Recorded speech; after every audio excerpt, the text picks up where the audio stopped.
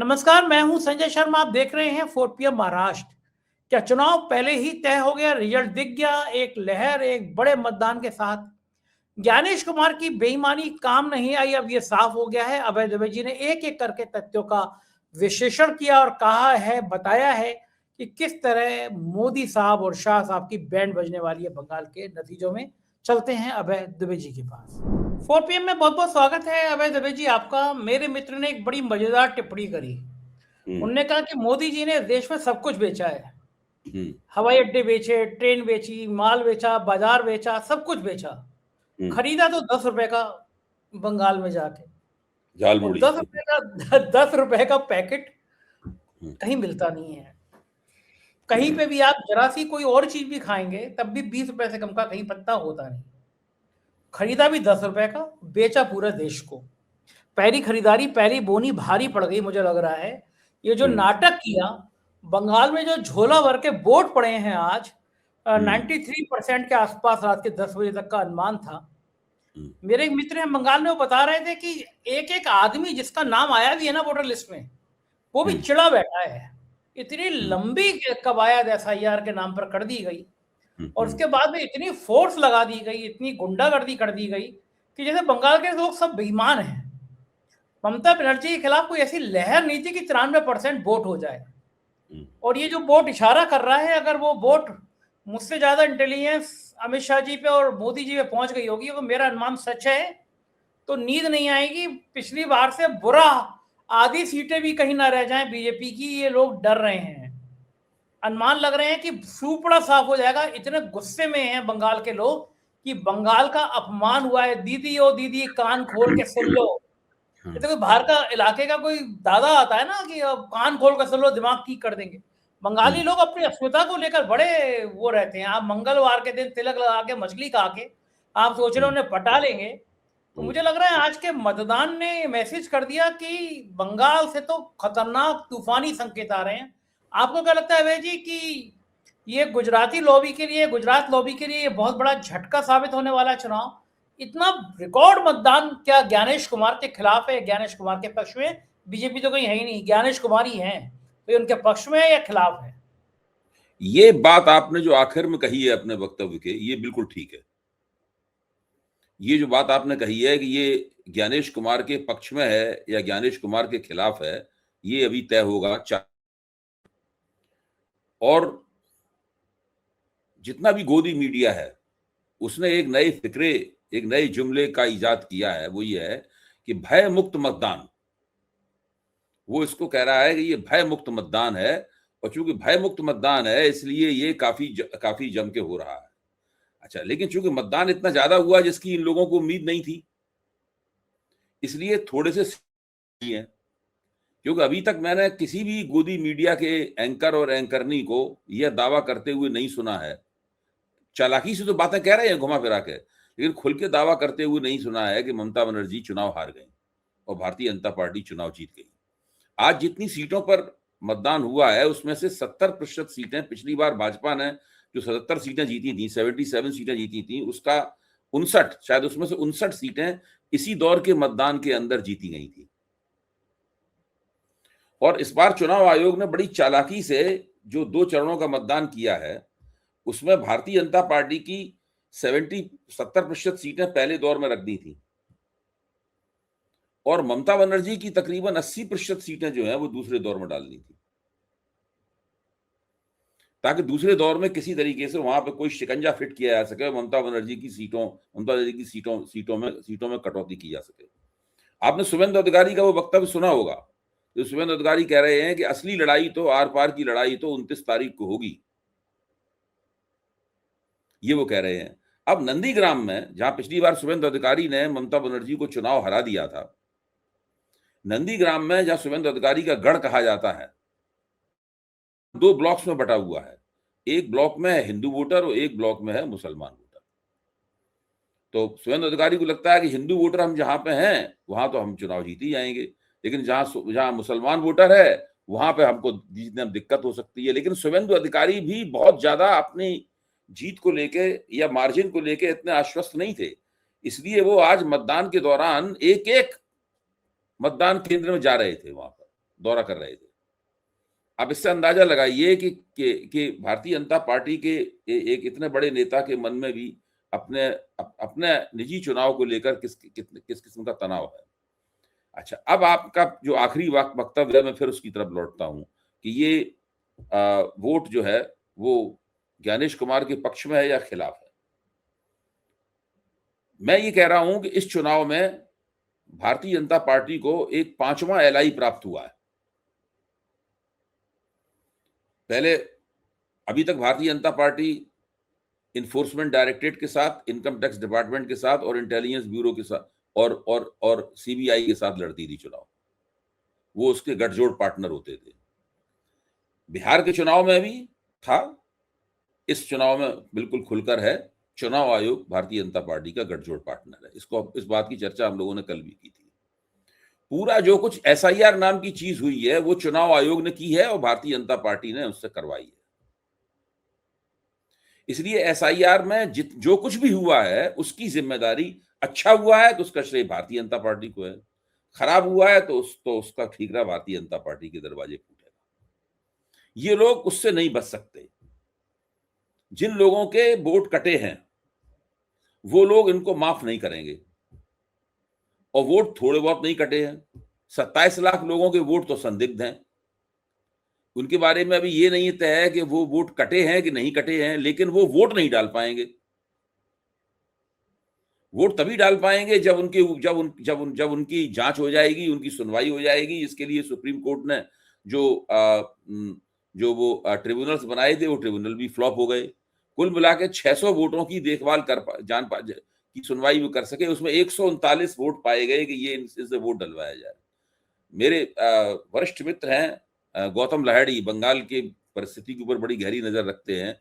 कल उन्होंने मुझसे कहा था ये 139 वोट जो कि ट्रिब्यूनल्स ने रिलीज किए हैं, ये अपने आप में इस बात के प्रतीक हैं कि एसआईआर का असर बिहार के मतदाताओं पर क्या हो रहा है। उनका कहा मैं गारंटी लेता हूं तो 139 में से 139 वोट ही तृणमूल कांग्रेस को मिलेंगे, ये किसी और को वोट नहीं मिलेंगे।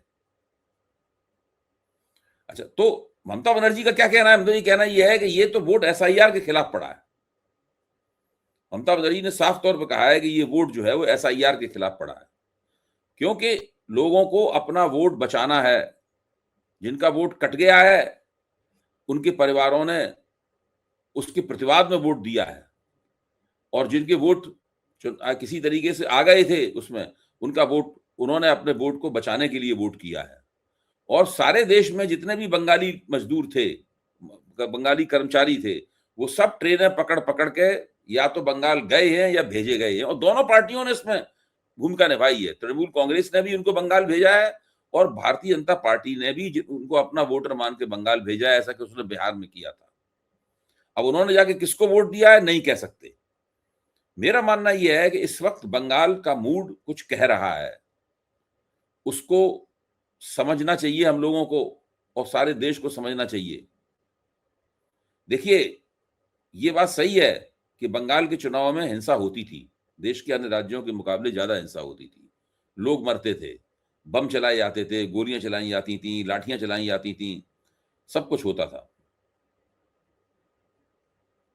लेकिन इसका क्या मतलब है? उस हिंसा को रोकने का क्या मतलब है? उस हिंसा को रोकने का क्या ये मतलब था कि आप 2.5 लाख पैरामिलिट्री को बंगाल में तैनात कर दें? पिछले लोकसभा चुनाव में सारे देश में जितनी पैरामिलिट्री तैनात की गई थी, उसका 3/4 हिस्सा जो है आप बंगाल में तैनात कर दें। आप सोचिए, पूरे बंगाल को ऐसा लग रहा है जैसे कि केंद्र सरकार ने पूरे बंगाल पे कब्जा कर लिया है। तो ये आपने क्या इससे स्वतंत्र और निष्पक्ष चुनाव होता है? जैसे कि मान लीजिए किसी घर के ऊपर हमले का, गुंडों के हमले का अंदेशा हो, तो और वहां पर पुलिस और सीआरपी आए, घर के सब लोगों को जमा करके एक कमरे में बंद कर दे और पूरे घर में बैठ जाए कब्जा करके, बजाय इसके कि उस घर के बाहर पहरा दे, वो पूरे घर पे ही कब्जा करके बैठ जाए कि भाई घर के ऊपर हमले का खतरा है, और घर वाले सिकुड़े हुए एक कोने में बैठे रहें। ऐसी सुरक्षा किसी को नहीं चाहिए। तो अब इसमें मामला आर पार का होगा। अगर जैसा कि ममता बनर्जी कहती हैं वैसा हुआ तो भारतीय जनता पार्टी की सीटें 77 से घटकर कम से कम 50-55 रह जाएंगी। इसके ऊपर भारतीय जनता पार्टी नहीं जाएगी। और अगर जैसा कि नरेंद्र मोदी या अमित शाह दावा कर रहे हैं कि भाई उनके पक्ष में लहर चल रही है, तो उसके पक्ष में लहर चल रही है तो भारतीय जनता पार्टी फिर तो 2/3 बहुमत की तरफ चली जाएगी। लेकिन ऐसा कोई तार्किक कारण नजर नहीं आ रहा है। भाजपा ने बंगाल के लिए ऐसा कुछ भी नहीं किया है जिससे बंगाल में इतने लोग उनको वोट दें। 15 साल के शासन में ममता बनर्जी के कई ऐसे घटनाएं हुई थी, इसकी वजह से लोगों में उनके खिलाफ नाराजगी थी। जो आरजी केयर अस्पताल के अंदर जो घटना हुई थी, जो इसमें वो एक महिला डॉक्टर की हत्या हो गई थी उसके साथ में दुष्कर्म करने के बाद में, उसके बाद ममता बनर्जी की सरकार के खिलाफ काफी नाराजगी फैली थी वहां बंगाल में। लेकिन अगर भारतीय जनता पार्टी ममता बनर्जी की सरकार के खिलाफ जो एंटी इनकम्बेंसी थी उसका लाभ उठाने के लिए चुनाव लड़ती, आप समझ रहे हैं ना, उसका लाभ उठाने के लिए अगर वो चुनाव लड़ती तो उसको उसका लाभ मिल सकता था। भाजपा ने उसका लाभ उठाने के लिए चुनाव लड़ा ही नहीं है।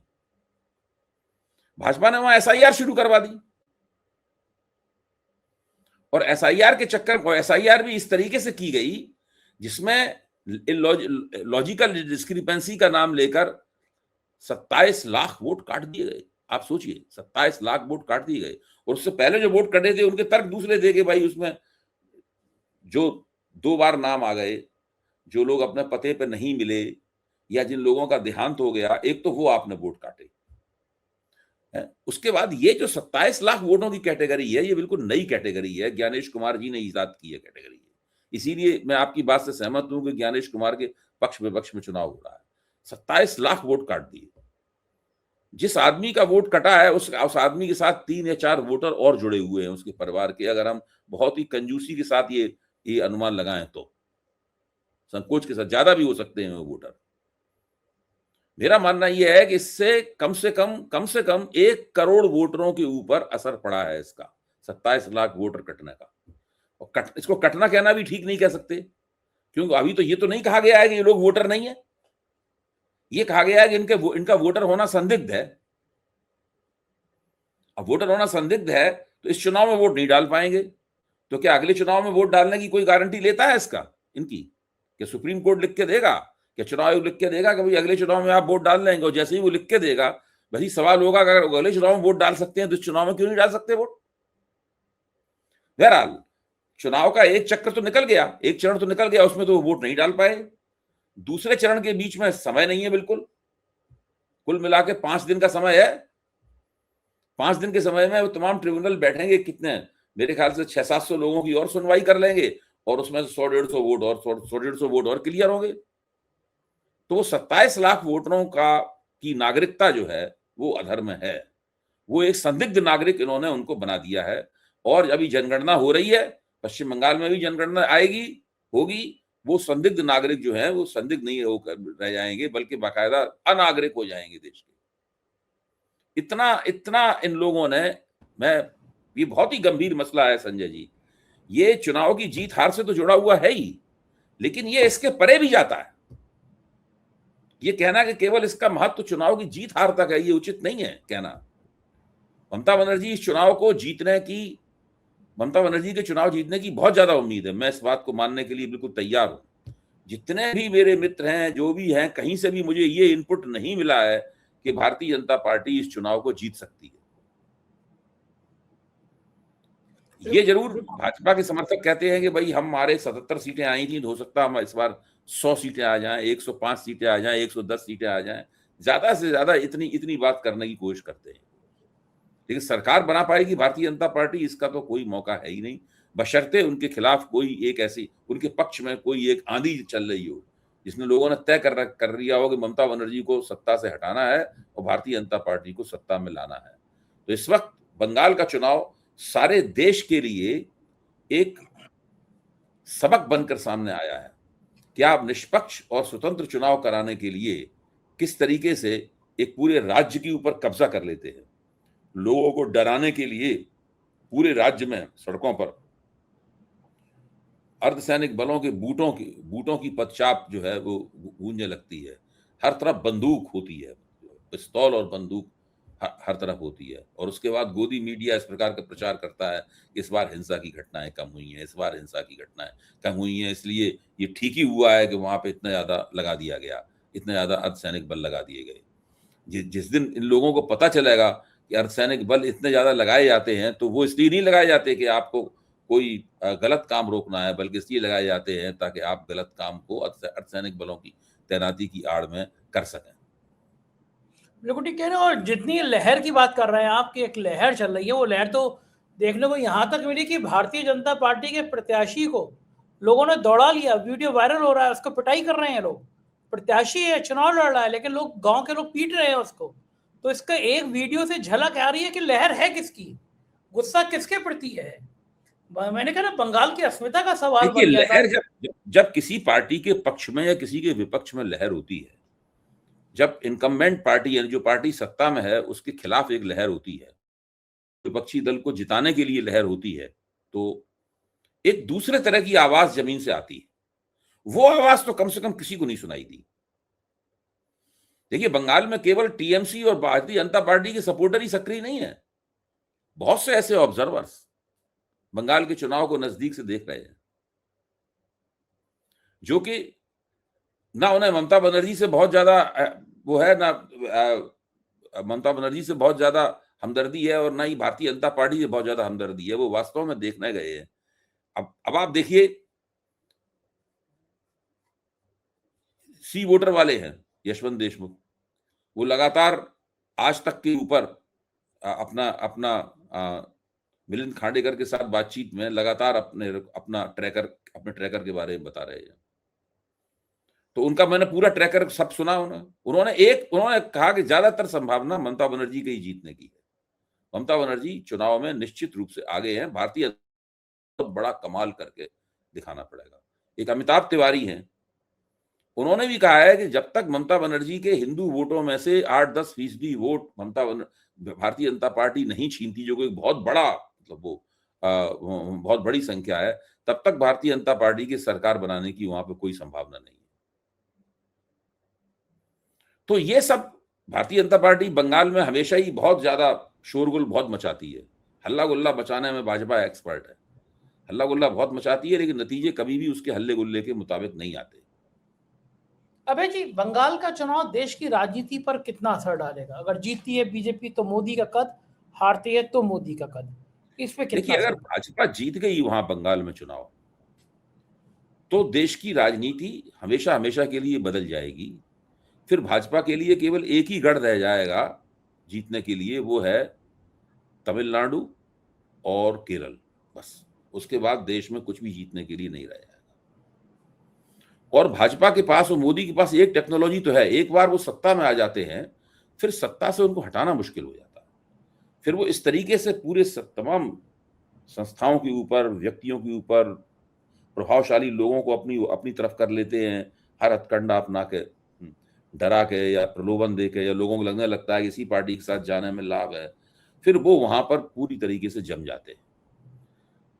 अगर बंगाल में भारतीय जनता पार्टी को सत्ता प्राप्त हो गई, तो वो सत्ता भी उसी तरीके से सत्ता पे उसी तरह से कब्जा करके बैठ जाएंगे, जिस तरह एक जमाने में सीपीआई-एम बैठ गई थी, या एक जमाने में ममता बनर्जी बैठ गई सत्ता पर कब्जा।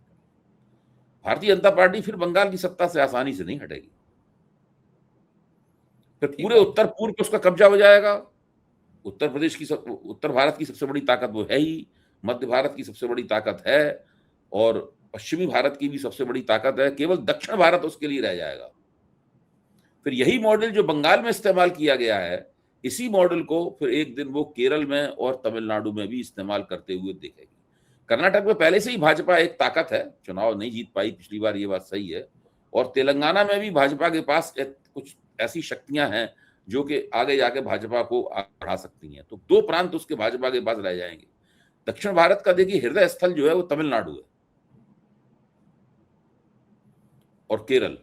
और ऐसा माना जाता है, एक हमारे मित्र हैं, उन्होंने आज बड़ी अच्छी बात कही मुझसे। उन्होंने कहा कि देश का दिमाग 3 प्रांतों में है, बंगाल में, तमिलनाडु में और केरल में। जो इंटेलेक्चुअल फोर्स हमारे देश में आती है वो इन 3 प्रांतों से आती है, और भाजपा के पास ये तीनों ही प्रांत नहीं है। एक बात है। और तीनों ही प्रांत जो हैं इनमें एक उपराष्ट्रीयता की, मतलब अपनी भाषा और संस्कृति के प्रति बहुत गहरा प्रेम जो होता है, राष्ट्रीयता की भावना बड़ी प्रबल है इन तीनों प्रांतों में। ये उत्तर प्रदेश जैसे, मध्य प्रदेश जैसे फर्जी तिकड़म करके, अंग्रेजों की तिकड़म करके बनाए गए प्रांत नहीं है ये। उत्तर प्रदेश का क्या सांस्कृतिक चरित्र है, या मान लीजिए जैसी सांस्कृतिक अस्मिता बंगालियों में है, जैसी सांस्कृतिक अस्मिता तमिलियों में है, तमिलों में है, जैसी सांस्कृतिक अस्मिता आंध्र प्रदेश में है, जैसी मलयालम में है, उस तरह की सांस्कृतिक अस्मिता तो यहाँ पे नहीं है। इवन गुजरात में भी एक सांस्कृतिक अस्मिता है काफी प्रबल किस्म की, उड़ीसा में भी सांस्कृतिक अस्मिता है, लेकिन वो आपको उत्तर प्रदेश और मध्य प्रदेश में मिलेगी, हरियाणा में मिल जाएगी आपको सांस्कृतिक अस्मिता। पंजाबी होना, पंजाबीपन एक वो है बात, लेकिन यूपी में क्या है मतलब, और मध्य प्रदेश में क्या है? ठीक बात है। इधर चुनाव के जमाने में देश, इन प्रांतों के नाम भी उत्तर प्रदेश और मध्य प्रदेश नहीं थे। इधर चुनाव चल रहे थे, उधर विश्वगुरु जी के माई बेस्ट फ्रेंड ने भारत और चीन को बस माँ बहन की गाली नहीं दी, सब कुछ कह दिया। हिम्मत नहीं पड़ी भारत सरकार की निंदा करने की, हिम्मत कैसे पड़ी ट्रम्प साहब तुम्हें ऐसे शब्दों का इस्तेमाल करने के लिए? विदेश मंत्रालय प्रवक्ता कह रहे हैं हमने उन रिपोर्टों को देखा है। कितना बेइज्जत कराएंगे हमारे विश्वगुरु जी, ये ट्रम्प से कह क्यों नहीं पा रहे? तुम्हारी हैसियत, तुम्हारी औकात क्या है? तुम्हें ईरान ने ठीक कर दिया, हमसे टकराओगे तुम, हम बहुत बड़े हैं ईरान से। ये वो ट्रम्प गाली दे रहा है, हम चुपचाप बैठे हुए, वो हथकड़ी बेड़ी लगा के बैठे, चुपचाप बैठे हुए। और वो ऐसे फाइल में ऐसा कौन सा फोटो वीडियो एपिस्टीन फाइल में आगे आवाज ही नहीं निकल रही है। हाँ, अब पुराना एक वक्तव्य है जो उसने दोबारा ट्रम्प ने जारी किया है। अच्छा, जब यहाँ पे बहुत नाराजगी देश में फैली तो यहाँ पे दूतावास वाले लोग वहाँ रिपोर्ट भी करते हैं कि भाई आपके इसकी बड़ी यहाँ पे हंगामा है, अपोजिशन इस बात को बहुत उठा रहे हैं। तो ट्रम्प ने वहां फिर एक और वक्तव्य जारी कर दिया। वो तो अर्धविकसित टाइप का आदमी है, उसने फिर वहां एक वक्तव्य जारी कर दिया। उसने कहा नहीं, वो भारत हमारा बड़ा अच्छा दोस्त है और वो उनके प्रधानमंत्री हमारे बड़े अच्छे मित्र हैं। बस अब जो वक्तव्य जारी होते ही यहाँ फिर बल्ले बल्ले यहाँ पर भगड़ा करने लगे गोदी मीडिया वाले। एक तरफ थप्पड़ मारता है, फिर फैला देता है और ये तुरंत भांगड़ा करने लगते हैं। बहुत ही नाक कटा दी, किसी उम्मीद नहीं थी कि इस हद तक नाक कटाएगी। और बहुत शुक्रिया अभय जी, देखते हैं रिजल्ट क्या आता है, फिर चर्चा करेंगे हम लोग। Thank you. बिल्कुल। ये थे अभय दुबे जी। आप कल्पना करिए कि आप भक्त भी हैं, तब भी सोचिए, देश की खातिर सोचिए। ट्रम्प हमारे लोगों को हथकड़ी और बेड़ी लगा के वापस भेजते हैं, हम खामोश रहते हैं। आज उन्होंने भारत और चीन को गालियां दी हैं, हम कुछ कह नहीं पा रहे। हमारी इतनी हैसियत नहीं बची हम कहें कि ट्रम्प तुम अपनी औकात में रहो। ईरान ने तुम्हें तुम्हारी औकात याद दिला दी, भारत ईरान से बड़ा है, तुम्हारी हैसियत कैसी है हमारे देश के लिए, कुछ कहो। मुझे नहीं समझ आता एपिस्टीन फाइल में कौन सा फोटो, कौन सा वीडियो ऐसा है जो सब लोग डर गए हैं, बोल नहीं पा रहे, ट्रम्प को जवाब नहीं दे पा रहे। बंगाल में दहाड़ रहे हैं, बंगाल में ज्ञानेश कुमार ने बेईमानी के रिकॉर्ड तोड़ दिए हैं, लेकिन नतीजा रिकॉर्ड मतदान से पहले ही झलकने लगा है। कैसी लगी बातचीत बताइएगा जरूर, आपका अपना चैनल है, साथ दीजिएगा। शुक्रिया, थैंक यू।